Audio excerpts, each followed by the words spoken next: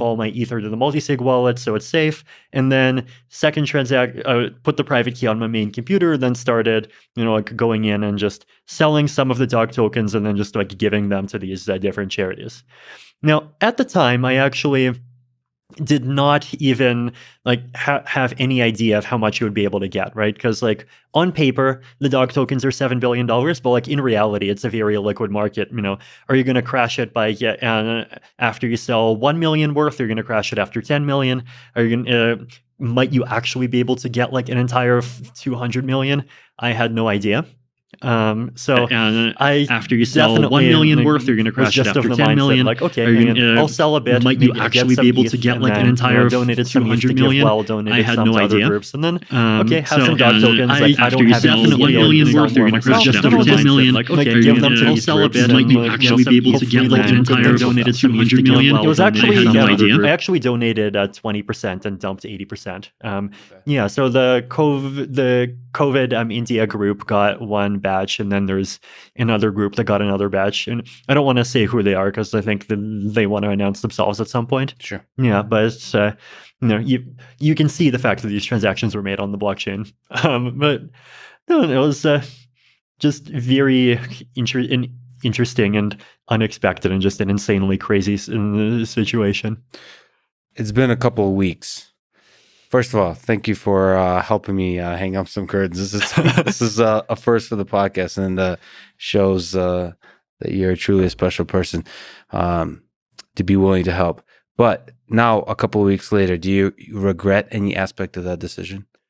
I'm sure there's some things that I probably could have done better. Like I was actually talking to some of these charities, and I was impressed by just how much money they managed to get out of selling some of these coins. So I probably could have done better by just like talking more with traders and actually ensuring that that they can do a better job of maximizing the value of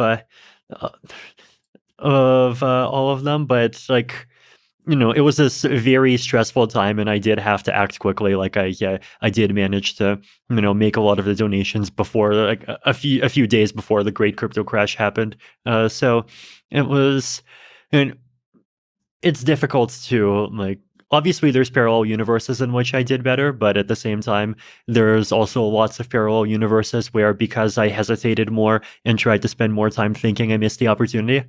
So, on net, it's like a luck of the draw, and I'm just, happy that everything was able to turn out as well as it did. But psychologically, you mentioned stress. Mm-hmm. How hard was it? It was stressful, right? I think, one of the really stressful parts was just the fact that I had to basically move all of my funds, including the 325,000 Ether from one cold wallet into another hot wallet, into another multi-sig wallet. And, maybe the multi-sig wallet had a bug in it. Maybe there's like some mistake I'll make in the middle that causes the funds to get lost. Like, that part was stressful, and I was definitely stressing out for 2 days. I mean, triple checking the new wallet. I even did a bit of an audit of the code myself. I wrote my own JavaScript dApp to make confirmations because Gnosis Safe didn't work with the status wallet well. So there was that whole thing was definitely a bit of a marathon. I was also kind of definitely a bit worried about, or uncertain, I guess, how the public and, including the coin communities would perceive the whole thing. But I was actually impressed. Like for every poster that was saying like, no, why did Vitalik like rug pull on us? His wallet was supposed to be a burn address. There's like 10 people that are like, oh, I thought I was just in this because it's a fun pyramid gambling thing, but instead I ended up being part of this, great public good thing for humanity, and that's like even more amazing. So the amount of that I got was very impressive. So all in all, I think the dog people did great. The dog people. Is there something you can extend to the bigger picture of it? In the principles you apply to making this decision, is there some principles, philosophies that you apply also to the decisions you make around Ethereum? I think a big one for me is just this idea that crypto, isn't just an opportunity to give people like slightly better ways to save value and all of these things. Like it's also an opportunity to like basically create these like new digital institutions that could like serve the public good in new ways. And that's something that I've been interested in for a long time. I actually even have this article in Bitcoin Magazine back in 2014 where I basically suggested this idea that you would have coins that represent causes, and like people would just like buy and accept those coins because they support those causes. So I think it's called Markets, Institutions, and Currencies: A New Form of Social Incentivization, or something like that. Mm-hmm. And I'm sure you can find it and throw it in the links. Yeah.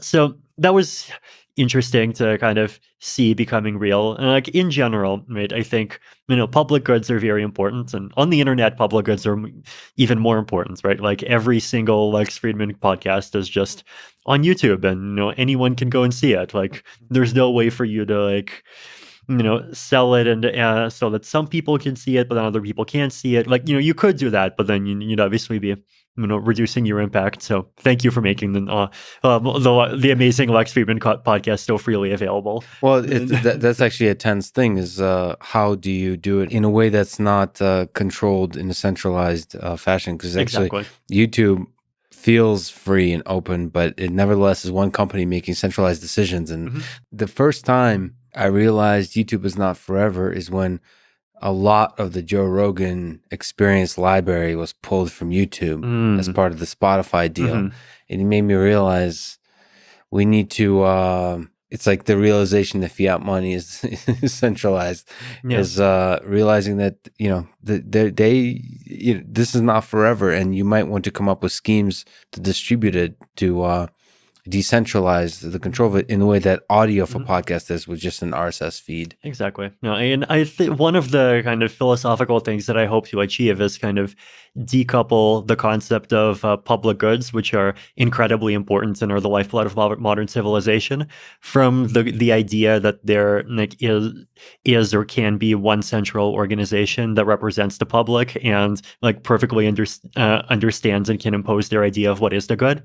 Right, like it's when people talk about public goods, like it just often comes with this baggage of either centralization or conformism, and I think like it doesn't have to, right? Like often the most important public goods are the ones that are created by the crazy individualists that disagree with everyone else. So trying to make this kind of synthesis where you combine the values of decentralization and the values of open source, but you're not naive about it, and like you realize that for these things to be produced, there needs to be a way for it to be sustainable. There needs to be some way of supporting people who are working these projects, but at the same time, you want to avoid that turning into a vector of centralization, like trying to sort of get all of the good things without the bad things. To me, that's a big part of sort of what my grand experiment in crypto is about. Right? And like we are doing things in different kinds of things for this, right? Like there's the Gitcoin grants quadratic funding in the Ethereum ecosystem. There's obviously these dog coins that just happens, like I guess accidentally. There's other projects that, like for example, Uniswap has their Uniswap DAO that just has a huge amount of funding, and like we haven't seen yet how that's going to be deployed, but it could be potentially deployed to do lots of really good and amazing things. Do you see Ethereum as essentially a mechanism to fight for social causes? I definitely see Ethereum as being a mechanism to fight for definitely some specific things that are social causes, like just the fact of creating an open financial system that anyone can participate in no matter where they are in the world. That's a social cause. Just giving people the ability to organize and create projects, even if it's 5 people in 5 different countries. And like that kind of inclusiveness, I think that's a social cause, and it's a core a core crypto value. But then at the same time, like the other important kind of part of the magic of Ethereum that you have to balance that against is that it is also this open platform where ultimately, the things that are on Ethereum is just the things that the community makes of it. Well, you kind of briefly opened the door, so let's go there. When it comes to government regulation of crypto, what's the best case scenario? What's the worst case scenario in terms of, as you've kind of mentioned, Ethereum challenges the power centers of the world, and how do you see the interplay between governments and this new technology that resists centralized power? Best case and worst case. The best case is that blockchains continue to prosper and we figure out scalability so that people can actually start doing things on all of the amazing use cases that people have been talking about, instead of today where a lot of the great stuff gets priced out because transaction fees are at $5 to $10, and then we see a lot of different amazing applications happening on blockchains. It could be like DAOs creating new ways for people to interact and organize with each other, new ways for artists to get funded, and just all sorts of these amazing things. And there's just enough public support and just enough people that see that look, crypto is clearly doing a lot of good things, and there are definitely areas where there's tensions, but there's areas where there's tensions, like there could be some kind of creative and interesting approaches that get figured out, right? Like the concept of corporate taxes, for example, right? Like it doesn't that would disappear as a revenue stream if theoretically corporations just all get replaced by DAOs. But like maybe there's some other creative way by which DAOs themselves can kind of be have some kind of encoded governance that ensures that they have at least some kind of bias towards serving the global public good. And maybe it does enough of DAOs can do enough of that people are happy with it. And there are going to be things that people are unhappy about. There's always going to be the people that wants to surveil everyone. But if on the kind of effect of crypto from just empowering people is greater than that and greater than that in a way that people can just easily see, then that would be a good scenario, right? And we'll just become kind of incorporated and accepted the same way as happened with the internet. But the worst case scenario would, of course, be just like people suddenly, flipping and going into moral panic mode and just, oh my God, like this technology is used by insert bad group of the day. And then I don't think governments have the ability to ban crypto to the extent of just preventing blockchains from existing, but they definitely have the ability to really marginalize it, right?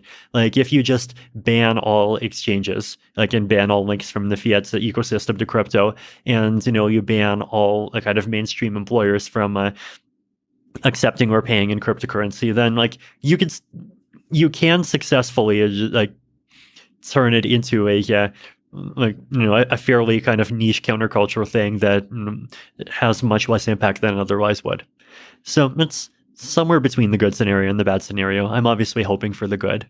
Well, that's interesting. Also, the tension between governments and companies. Like if you have a bunch of billionaires or a bunch of companies like Tesla investing in Bitcoin and then governments resisting that, it's interesting who wins out in that worst case scenario. And it almost when companies and rich, quote unquote, respectable people embrace cryptocurrencies, Bitcoin, Ethereum, so on, even the dog coins, it's almost sends a signal to everybody else that this is a revolution that's here to stay.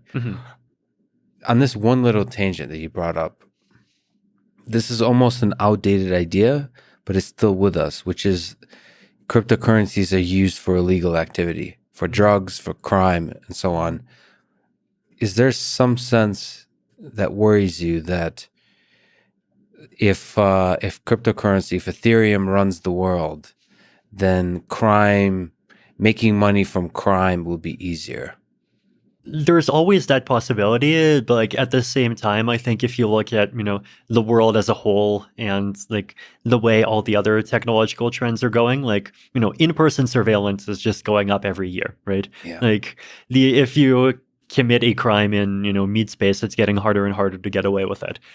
So like, if he wants to do something, and this is something that's just like happening as a result of, just better technology, information transparency. Like a lot of it's hard to prevent, even if you really tried.